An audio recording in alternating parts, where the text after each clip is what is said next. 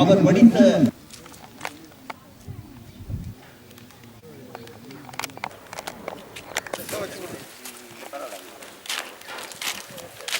தற்போது தூத்துக்குடி மாவட்டத்தில் சமுதாயத்தினுடைய விடுதலை போராட்ட வீரனாக பல்வேறு பரிணாமங்களை மதித்த மகாகவி பாரதி கிட்டத்தட்ட 39 மகாகவி பாரதி காரணமாக இன்னும்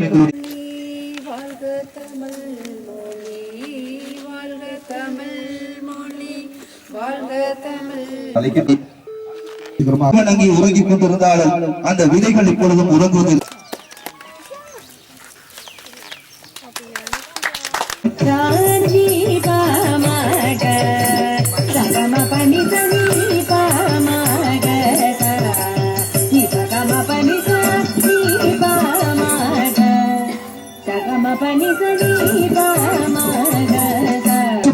செல்லம் லாபகார கல்வி நிதியத்தை வேளையிலே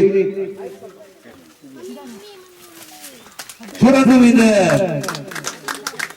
நிறுத்தி அவருடைய உறுதிமொழியை இப்பொழுது எல்லோரும் சேர்ந்து கூறுவோமாக. மனதில் உறுதி வேண்டும், வாக்கினிலே இனிமை வேண்டும், நினைவு நல்லது வேண்டும். நாங்கள் இன்றைய தினம் ஒரு பாரதியின் சிலை திறப்பு விழாவில் ஒன்று கூடியிருக்கிறோம். குண்டாசு கவி பாரதியின் ஒரு சிறப்பான சிலை திறப்பு விழாவை இந்த கிராமம் கொட்டக்கலை பகுதியிலே முதலாக செய்திருப்பதையிட்டு உண்மையிலே நாங்கள் மகிழ்ச்சி அடைகின்றோம். இருக்கும் காலம் எப்போதுமே ஒரு இலக்கியத்தை படைக்கும் போது நாங்கள் கட்டாயமாக அந்த இலக்கியம் இருந்த காலத்தை பார்க்க வேண்டும்.